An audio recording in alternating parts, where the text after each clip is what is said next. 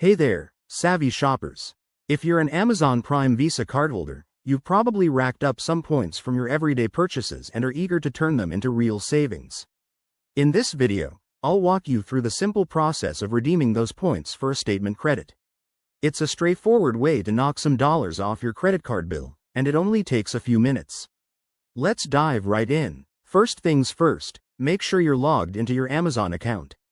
If you don't have one, you'll need to create it since the Amazon Prime Visa is tied to Amazon's ecosystem. Once you're in, head over to the Accounts and Lists section, usually found in the top right corner of the Amazon homepage. From there, look for Your Rewards or Amazon Visa Rewards. It might say something similar depending on your account settings. Next, click on that to access your rewards dashboard. This is where you'll see your total points balance. Now, select the option to redeem points.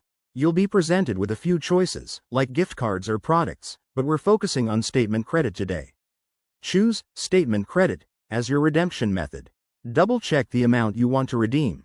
Remember, points are typically redeemed at a 1:100 ratio, meaning 100 points equal $1 credit. After selecting the amount, review the details to ensure everything looks good.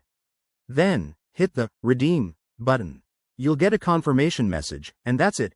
The points should be applied to your next credit card statement from Chase, the issuer of the Amazon Prime Visa. One quick tip.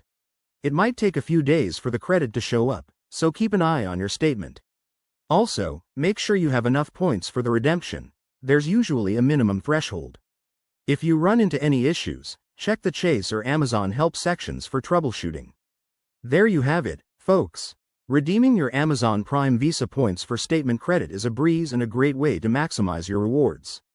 If this helped you out, give this video a thumbs up, subscribe for more money-saving tips, and let me know in the comments if you have any questions.